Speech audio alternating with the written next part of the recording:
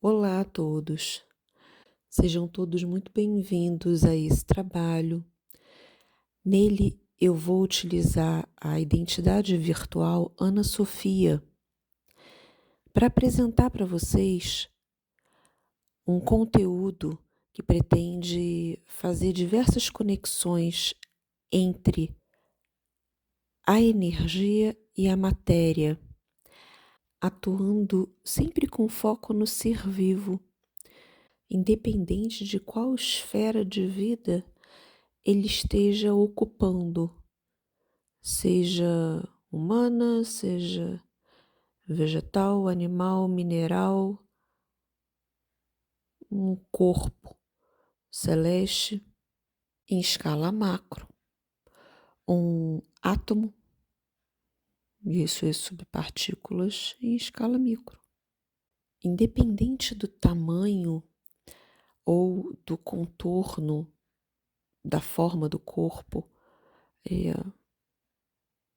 utilizado, eu vou tratar aqui de todas essas, digamos assim, concentrações de energia como seres vivos, ok?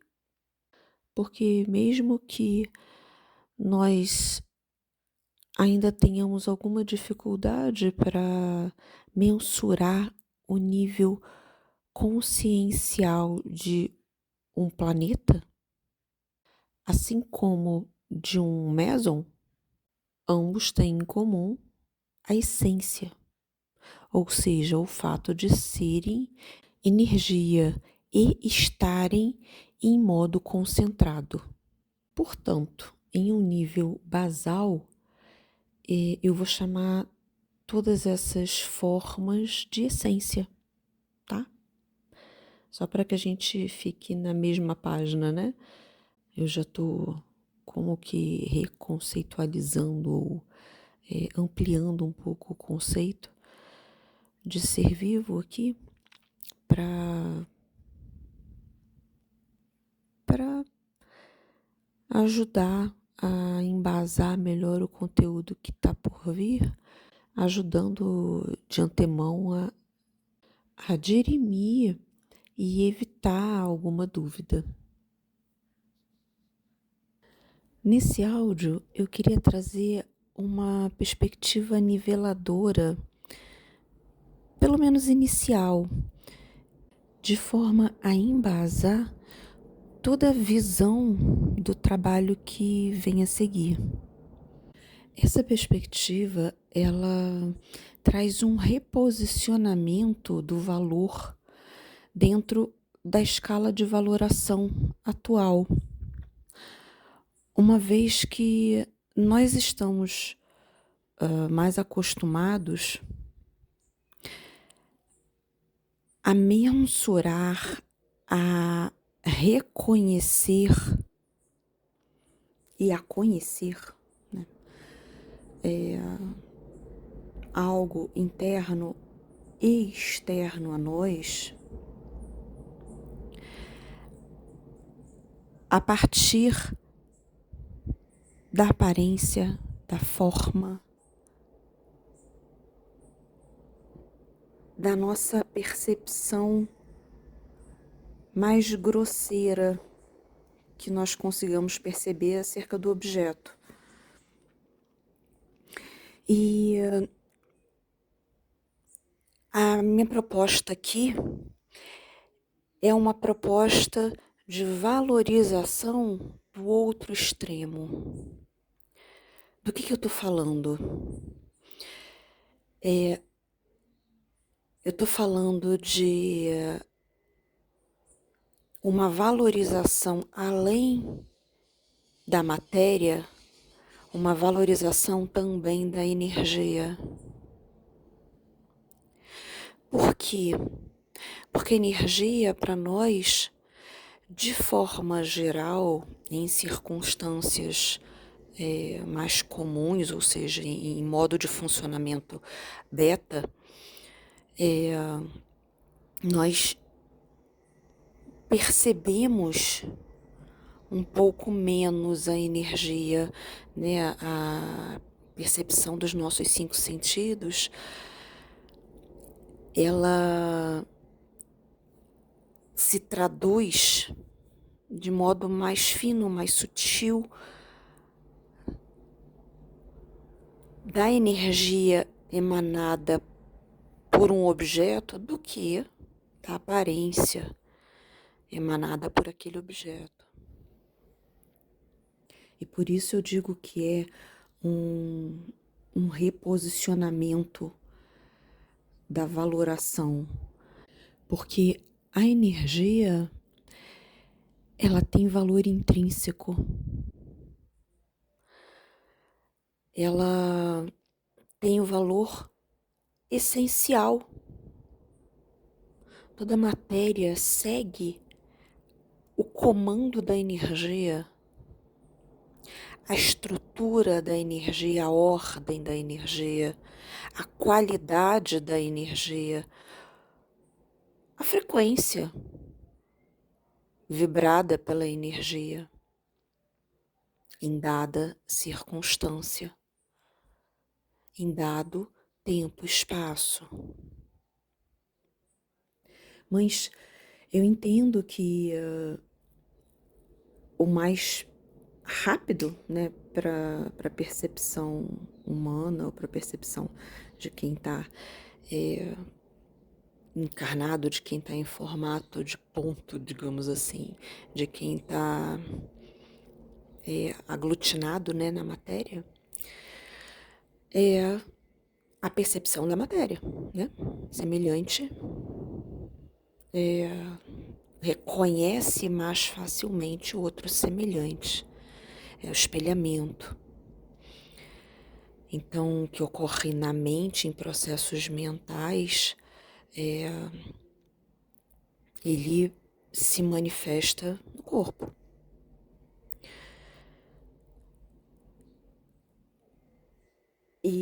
Mas a proposta aqui é justamente a valoração desse invisível, desse sutil, dessa vibração, que aqui eu vou denominar de forma simples como energia, uma vez que é a origem real da matéria, de toda forma. E essa é uma mudança de perspectiva que, ao invés de ser uma inversão na valoração, ela se propõe a ser um compartilhamento.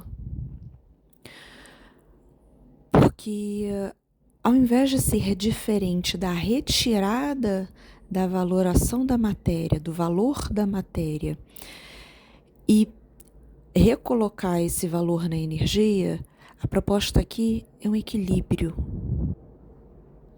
entre o valor da matéria e o valor da energia, mantendo a ciência de que de onde está a origem.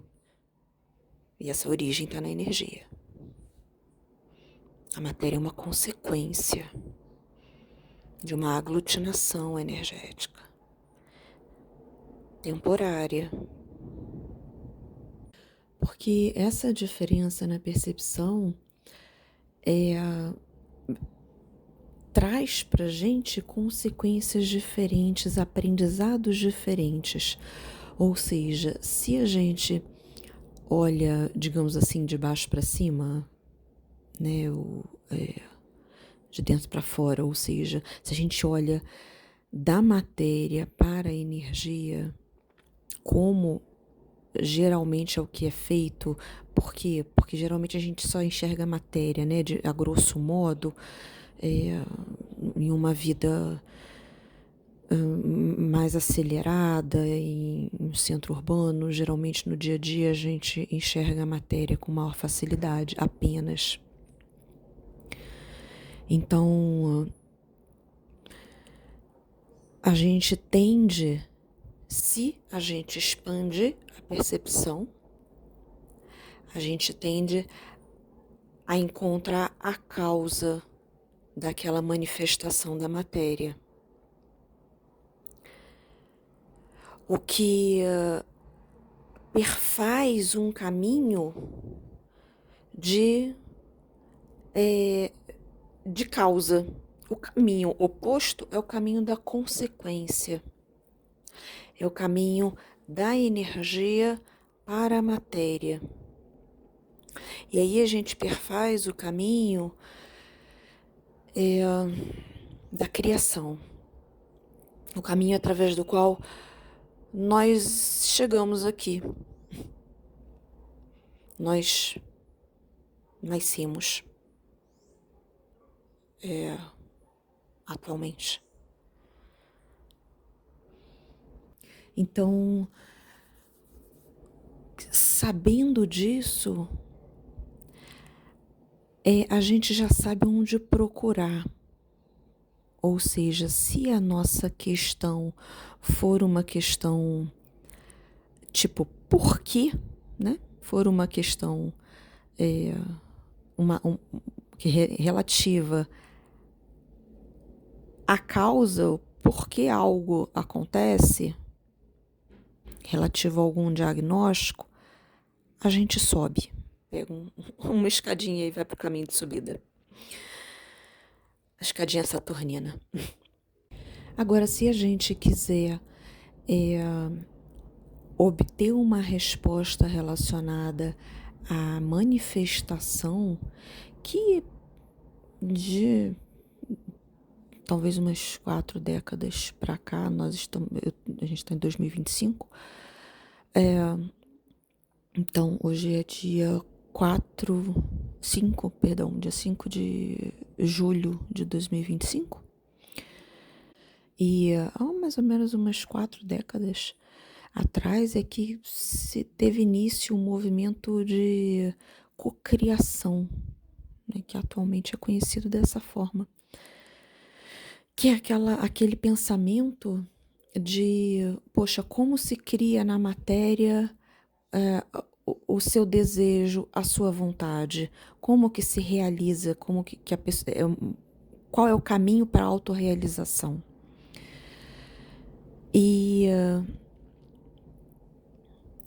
esse é o caminho, é a escadinha de descida. O caminho para a realização é o caminho de fora para dentro, ou seja, é o caminho da energia para a matéria. E aí, nesse momento daqui do áudio, vocês poderiam falar, poxa, mas você está polarizando tanto, né, a energia e a matéria. Eu só queria deixar claro aqui que eu estou fazendo essa polarização apenas enquanto estado temporário da mesma substância, que é a energia, tá? Então, se vocês quiserem pegar essa polarização, vocês podem pegar pelos estados, né, mais denso ou mais sutil. Agora, mas o ideal é realmente que se mantenha em mente que tudo é energia, tudo é a mesma coisa, a mesma substância, a mesma base. E aí entra apenas a diferença de posicionamento do observador em relação ao objeto observado. Ou seja, se você está no alto, no topo de uma montanha, a sua percepção de um outro ser humano idêntico à sua forma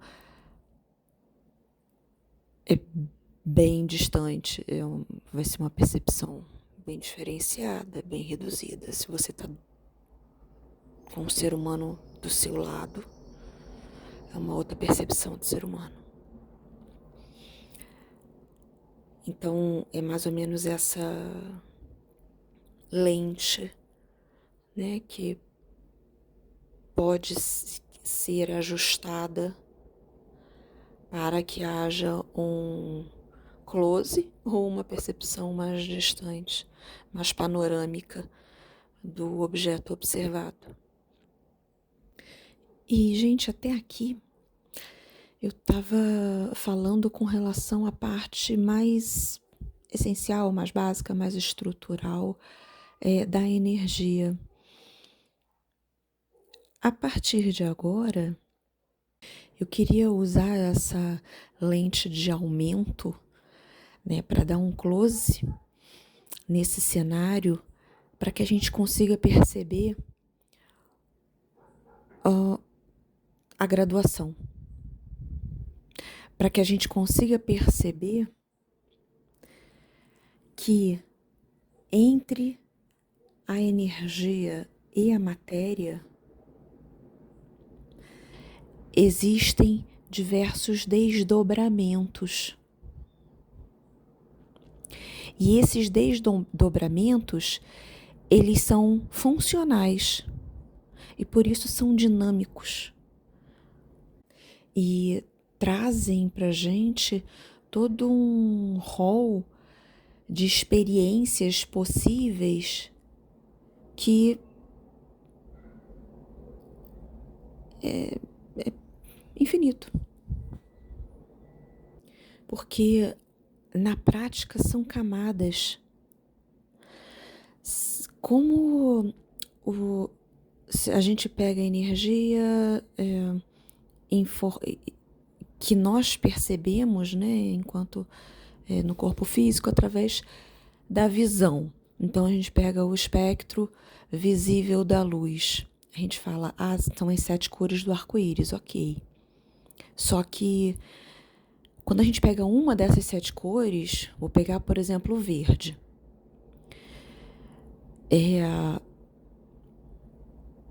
Se a gente desce mais uma camada, a gente encontra verde, verde claro, verde escuro. A gente desce outra camada, nossa, tem verde água, tem verde maçã, tem verde bandeira. Existem diversas tonalidades e diversas camadas. E esse exemplo, isso em cada faixa, esse exemplo foi ilustrativo para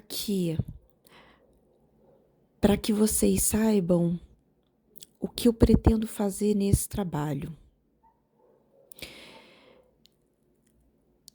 Eu pretendo traçar o máximo de caminhos possíveis, pelo menos que eu consiga, né,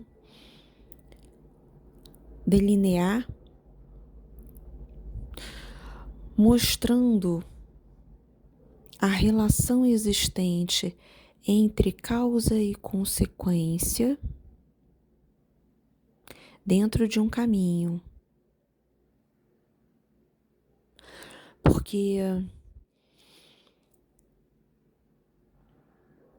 eu sei que os caminhos são infinitos, porque os desdobramentos assim o são. Mas a percepção humana atual tem um padrão de oscilação. E eu pretendo me ater a esse padrão de oscilação no momento. O que significa dizer que eu vou me ater às principais, digamos assim, às principais rotas, digamos assim. Eu ao invés de pretender pegar caminhos vicinais, eu pretendo pegar os trajetos principais de deslocamento de um ponto A a um ponto Z. E isso eu pretendo fazer porque para clarear um pouco ou possível os cenários de problema-solução. Sabe, porque muitos desses cenários são padronizados. Como para a medicina existem os quadros pré-determinados de cada doença, os quadros clínicos. Assim como entre um quadro clínico e outro, existem alguns caminhos que são descritos como diagnóstico diferencial, né, para se identificar qual doença que o paciente está apresentando e se concluir um diagnóstico preciso e, consequentemente, poder oferecer a solução mais adequada, mais eficaz. E para isso, a delimitação do caminho é de suma importância para que o problema consiga encontrar o outro lado da moeda, né? Para que toda cara tenha a sua coroa e para que todo problema tenha a sua solução. Então, de forma mais explícita agora, eu pretendo, nesse trabalho, delimitar problemas e soluções, delimitar causas e consequências, causas energéticas e consequências materiais em um caminho de ida e de volta, para que a gente consiga fechar uma circulação aí, uma circulação de conhecimento, uma circulação que configure uma espiral de maior qualidade de vida para todos nós. Então, bora para os próximos vídeos, que tenderam a se transformar em vídeos, mas por enquanto são áudios. Bora pro trabalho. Namastê.